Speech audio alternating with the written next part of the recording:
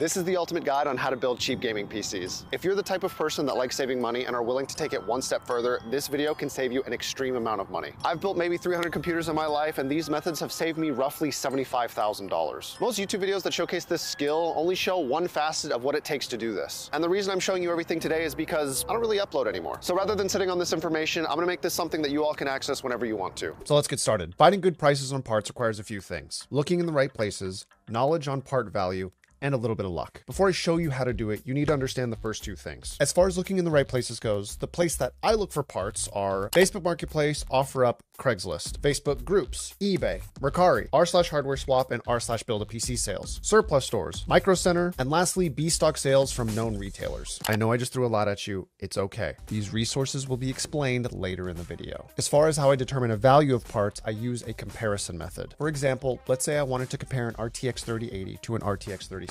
Assuming they're both used parts, I would first look up the retail value of an RTX 3080. It looks like it goes for $500 new, so now I know that anything that I have to consider a deal needs to be under $500 for it to be worth it. So let's say someone is selling a used 3080 for $420, and I also happen to find a used 3060 for $250. Which one is the better deal? The first thing you need to do is compare the specifications of each card to see how much performance you can expect out of each of them. If you don't understand these metrics, a simpler way of doing this is going on YouTube and finding a benchmark test with the parts you were looking at to review the FPS. Let's say you want to play Fortnite and the 3080 gives you 200 frames per second while the 3060 gives you 120 frames per second. Now you just need to do some simple math. At $420 and 200 FPS, the 3080 gives you about 1 frame per $2.10. At $250 and 120 FPS, the 3060 gives you about 1 frame per second per $2.08. In this specific example, the 3060 is technically better value for your dollar. But now you need to ask yourself a few questions. Is spending the extra $170 on the 3080 worth it for me? Can I save that $170 and put it towards other parts in the PC? Is spending the extra $170 better for me because I plan on playing more demanding games in the future? Maybe you plan on getting in content creation in the future, and the extra CUDA cores of a 3080 would be helpful for you when you edit in Premiere Pro. Once you answer these questions, it becomes a lot easier to understand what is the better choice for yourself and what is the better value for your dollar. Because ultimately, while building something for as cheap as possible is fun, it doesn't make sense to do that if it won't work for what you intend on using it for. Now I'm going to show you how to do it. There were two ways I would try to tackle this, and I'm going to show you both. The first step would be to find something bare bones. This means something that's almost already built or can be upgraded. This saves you the effort of having to do multiple purchases, and in some case is the better option for you financially. I'm going to show you the method of finding an old Dell Optiplex or other pre-built system and throwing a graphics card inside just so it's good enough to be considered a gaming PC. There's a lot of videos that already showcase this on YouTube, but I'm going to show you how to do it here anyways. To start this, I would suggest by going on eBay. Go ahead and search Dell Optiplex and start reading through the description of the listings. If you don't understand what any of the specifications in the description means, this is a great time to teach you what to do. Figure out what games you want to play. Now go Google the minimum specifications in order to play that game. Once you see what parts you need to have in order to play, you can use a website like User Benchmark to compare what you're looking at buying versus what you need in order to play. This is a good enough way of figuring out if what you are looking at is good enough for what you need it for. But you do need to be careful of comparing parts that were made many years apart. For example, if you were to compare an AMD FX 8350 to an i5 8600K, there would be some issues. On paper, the AMD option might seem like the better choice because it has 2 more physical cores. However, the FX 8350 was also made in 2012 and has far inferior architecture compared to an 8600K. And then you could also look at the single core performance and understand that it's not really a comparison. Now, let's say you don't want to use eBay or you just want to save even more money. Here's another option I've become aware of through the years of being a cheapskate. If you live in a town with a college or high school, these institutes oftentimes have something called a surplus store. Most schools have a mandate that requires them to update their computers and other hardware every certain amount of years. For me in Las Vegas, there is the University of Las Vegas, Nevada. And if we take a look at these prices, they're even lower than what's offered on eBay. And so for the sake of this video, you should already know what that means we're gonna go do.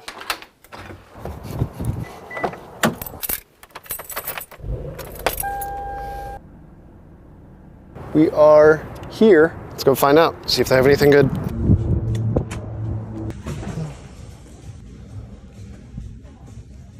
Okay, monitors. Oh, here we go. Here. All right, so let's see. Dell Vostros, Optiplexes. We gotta find which one has the right specs. i5 4590s, 47, wait, i7 4790? $100 for an i7 4790? Wait, that's actually really good. Holy shit. Wait, that's insane actually. For me, right now it is between you can't really see that, but an i5 4590 with 8 gigabytes of RAM for $60, or an i7 4790 with 8 gigabytes of RAM for, where's that, $93. Both of them could play the games that we want, but a 4-core 8-thread processor allows us to do so much more in the future if we ever choose to do something with it. So even though it's $33 extra, I just can't refute the value of this processor. Even though it's a tough choice, we're gonna go with this one. I can help you test it if you want Yeah, to. that would be great if you could. Thank you so much. We also just give you the cables too. Oh, nice. Yeah, because we have stuff, man. You weren't looking for a monitor, just the computer, Oh, yeah, right? no, just this is fine. Sure. This is 80. Oh, 93. okay. And would you want a printed receipt? Sure. Yeah, that works. Okay. Thank you so much. Oh god, no. Oh god. I ended up spending more money than I was expecting to, but in exchange, I got a substantially better processor than I was anticipating on getting. Not only that, the guy knocked down the $93 price tag to only $80 flat because there was no DVI port on the back. I'm not sure why that would warrant a discount, but I'm never gonna say no to saving more money. So now for the system, we have everything we need except for a graphics card, and the only thing we have to do now is go and find one. Unfortunately, for a system like this, we are actually limited in our options. Most of the time, you can put whatever graphics card you want in a system so long as you have the power to support it. But for this, and like most Dell pre-built systems, the power supply doesn't have an extra cable to support a graphics card. So we need to find a graphics card that will run off of the power that it receives only from the motherboard. If you're not sure what the best options are, this is the best time to practice what we talked about before. Check the minimum specifications for what you are trying to play, and then try to find parts that fit that. In this situation, since it's a more specific search, what graphics cards work without external power will help you find what you are looking for. Find what fits your budget, and then you need to make a choice. Is the security of a warranty worth paying full price of a retailer for you, or do you want to save money and risk buying it from somebody else? If you want to buy it from Amazon or some other store, go for it. If not, what I would do in this situation is identify the model that you are looking for and then start looking for it in other places. Now, I'm not going to lie to you. I started looking already through Facebook Marketplace and OfferUp, and I assumed that I would be able to find this relatively quickly. After about 3 hours of searching, my local market is actually pretty dry right now. Wait!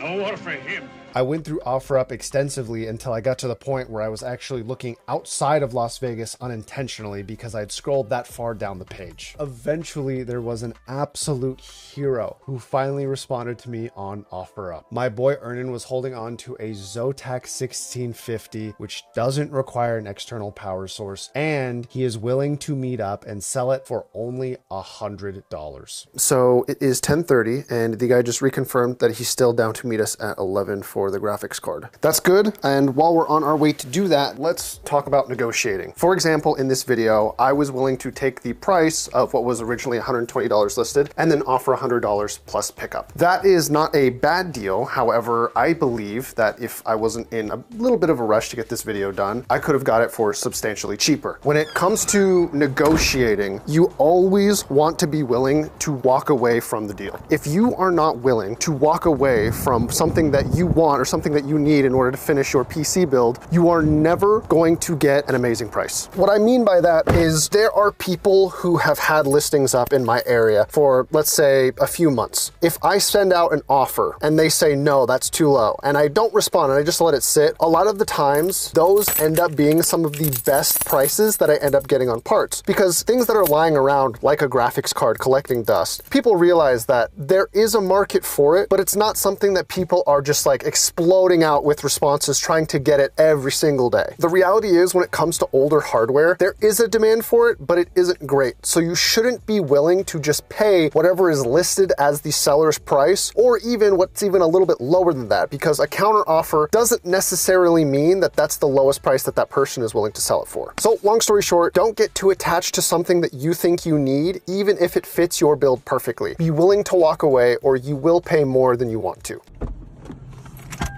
You mind if I take a look at it real quick? What? You mind if I take a look at it? So what'd you use the card for? Gaming. I used for 2 or 3 months. Then I saved it because I bought a new one. Okay, nice. Zotac 1650. Cool. How long did you use it for? What? How long did you use it for? 2-3 months. Then I bought a new refrigerator card. Do you mind holding this for me? All right, here you go. Thank you Appreciate very it. much. Thank you so much. Appreciate Have a you. good day. Yeah, have a good day. All right, so all we gotta do is pop this in there and we should be good to go.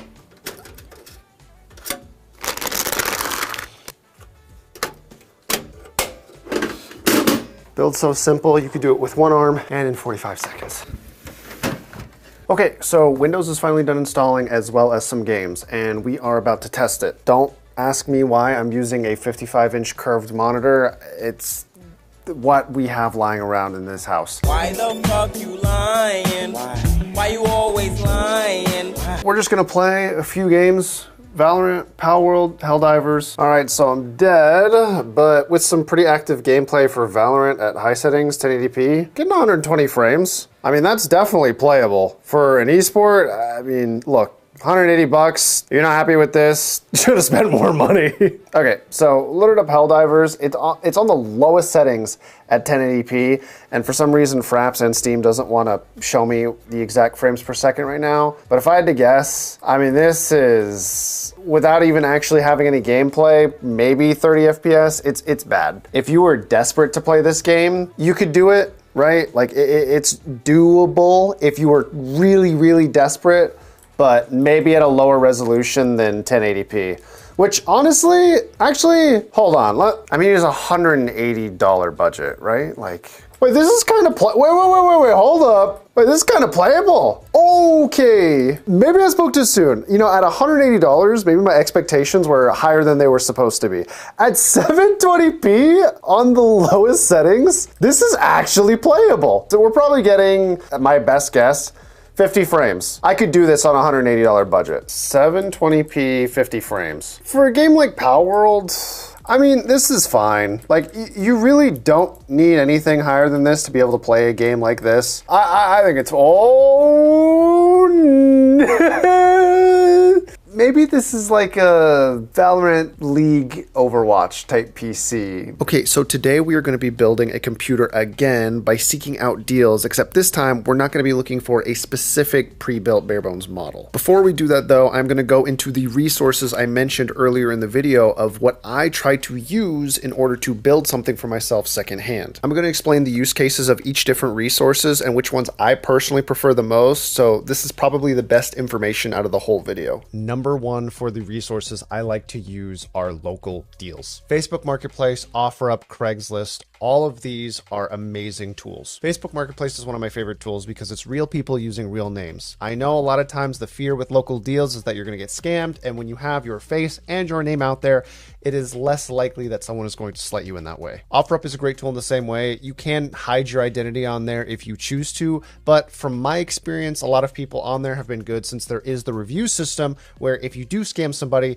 you're probably not going to have your account for very long. Craigslist is still a tool I use from time to time, but it definitely has been phased out over the course of the last 5 years in my experience. Anytime I'm using it to meet up with people for parts deals, not trying to be rude, but if I'm being honest, I'm normally meeting up with people 40, 45 years old or older. That's not to say it's something that you should avoid, because every once in a while I do find a gem on Craigslist. This next resource is kind of in a group of its own, but it's definitely not something you should sleep on, and that is Facebook groups. This is going to vary on the strength of a community within your hometown, but a Facebook group in my area called 702 Gaming has gotten me some of the best deals I have ever gotten on computer parts. I know for some of you it may sound a little bit lame to be actively looking for a community with shared interests, but I am not joking when I'm telling you that if you can find something in your hometown, maybe even start it, of a collective of people who enjoy computer parts, part of that interest is buying and selling, you will get a group of like-minded individuals who want to do the same thing that you do. And then if you can get those individuals to buy and sell,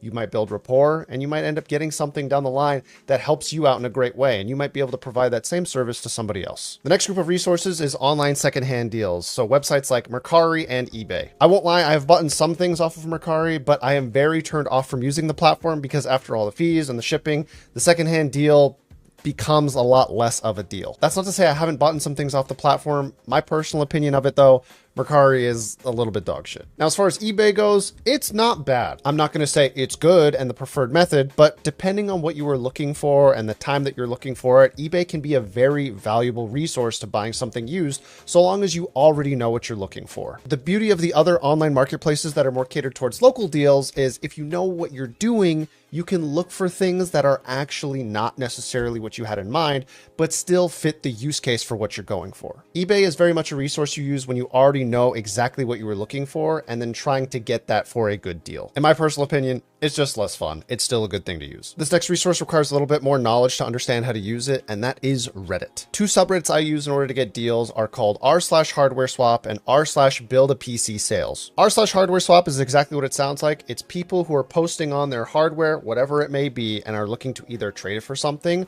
or exchange it for cash. I've had about 10 total transactions through that subreddit, and in my personal opinion, it is helpful. If you follow all the rules and guidelines, it is an amazing resource and you can get things that you A, wanted to get anyways, or B, like I said before, didn't know you wanted, but ended up getting anyways. However, I've kind of already alluded to this. I do know some people that have used that subreddit and end up being scammed. However, from my understanding from the people that I know that did use that service and get scammed, they were rushing through and didn't necessarily follow the rules. The best case scenario I could see for you to use r/hardware swap is, let's say you don't live in a big town. I live in Las Vegas. It's 2 to 3 million people. That's enough of a backyard to have local deals. If the population of where you live isn't that dense, well then going online through hardware swap and then being able to see all over the country, that would be a better scenario. As for the other subreddit, r/build a PC sales, I like this one a lot. Back during the first Bitcoin mining boom, it was one of the best resources that I could have ever asked for when it came to trying to get a 1070 or 1080 card when there were people who were buying them immediately and then flipping them and scalping them for more. Basically what this subreddit does is there are collective users who post deals that they think are good value that other people might be interested in for PC parts. The downside to this resource is that the really good deals that get upvoted to the top of the subreddit normally get bought out immediately. And so if you're not on that subreddit refreshing it fairly regularly, you might miss something insane. What a lot of people don't actually know though is that this subreddit also has a bot that puts the deals that get pushed through and approved onto a Twitter account, which you can set up notifications for on your phone. This is something that I have set up for me, and if a good deal pops up, I'm immediately alerted to it on my phone. This is the type of resource that I would say is best used for the person who knows exactly what they want. They're just waiting for a better deal to show up. The next resource to talk about we kind of already showcased, but that is surplus stores or thrift stores. Figure out what in your area sells secondhand used PC parts. I'll give you an example. Something I learned that exists here in Las Vegas, Nevada is called the Blind Center. In order for the Blind Center to conduct their business and raise funds, something I found out that they do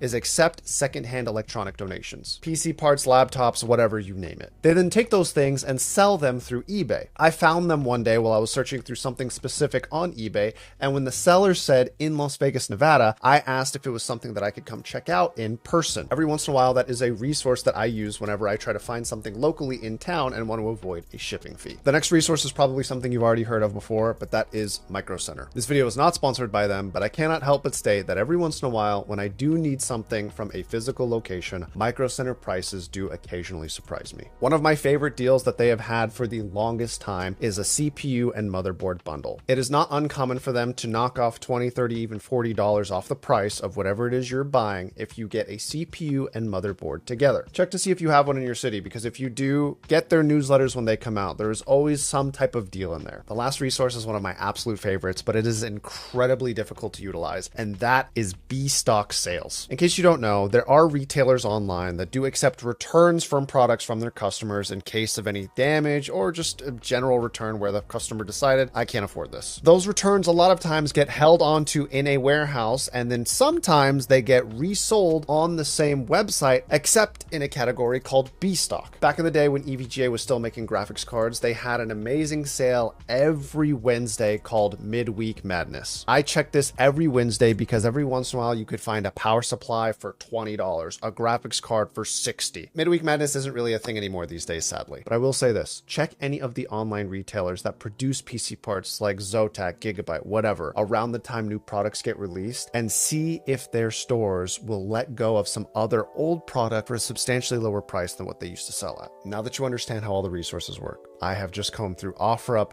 Craigslist and Facebook Marketplace to see what is available in my area. And this is what we are looking at for the two options right now. This $250 bare bones system, which if you read it, has a CPU, motherboard, and RAM with a cooler already attached. So that's 4 of 8 pieces that we need. This setup is pretty decent. An 8700K is a 6-core 12-thread processor. It can be overclocked. The motherboard does allow for that. And so we could get some pretty decent performance out of this.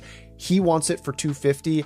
I offered him $200 and he's willing to accept. For the second one, we have another bare bones setup for $300. Included in this, we have a CPU, cooler, motherboard, RAM, and a case, which means the only things that we would need are a graphics card, power supply, and storage device. This one is also an overclockable 6-core processor, but it does not have the 12 threads that the 8700K does. I will say what excites me about this listing is that this comes with an H500P case, which is one of my favorite Cooler Master cases. They're absolutely beautiful. A slight detail that I'm picking up on right now is that even though normally money-wise, I would usually go for something like this if it was for personal use, this guy seems to take better care of what he builds. You can tell from the photos, whereas this one was kind of thrown on the ground and looks a little bit dusty. I did offer this guy $250 and he did accept it, and 5 out of 8 pieces for $250 seems like a pretty good deal. I think we're gonna go with this. I think $250 for this is pretty solid. It is a nice looking system, and performance wise, 16 gigabytes of RAM is enough. Overclocking is definitely something that we can do if we don't feel like we're getting enough juice out of it. So yeah, we're gonna do this. Okay, I'm gonna get the money and we are gonna head out and we're gonna go meet up with this guy.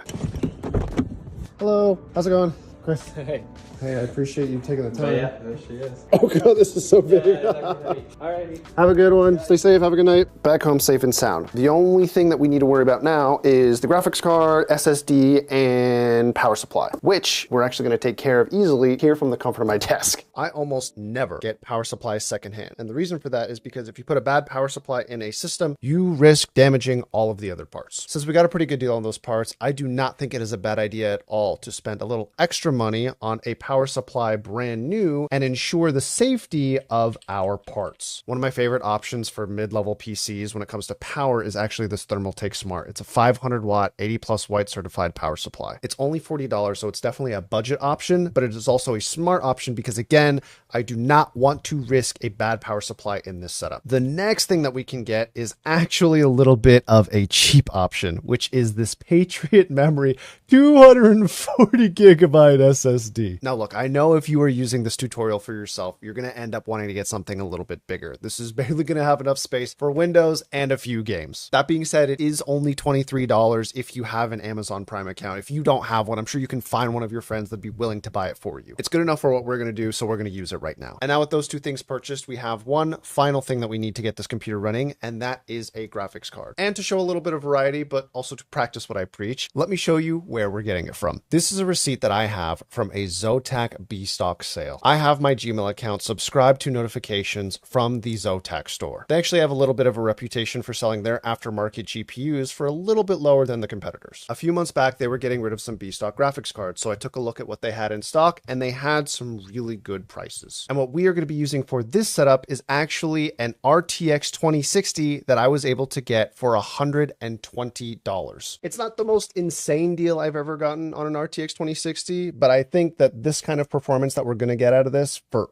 only $120 is not a bad deal in the slightest. So now if we want to add up the total of everything that went into this computer, we have $250 for the bare bones, $63 for the SSD and power supply after tax, and then $130 for the graphics card after tax, $443 for the entire setup. All right, so as you can see, the computer's been assembled. We reapplied some thermal paste on the CPU. The 2060 is installed and everything is working as intended. Okay, so I kind of have to die to show the frames, but I mean, it is infinitely better than what it was with the last computer. 350 frames, 1080p high settings. I mean, this is pretty solid. Now we have Palworld running at 1080p on low settings, and I'm an idiot because I didn't realize that this game automatically hard caps it at 60 frames. But the performance is pretty smooth. I've done a little bit of running around, a little bit of action in the game, and it stays pretty solidly at 60. It maybe dips to like 52, 53 at times.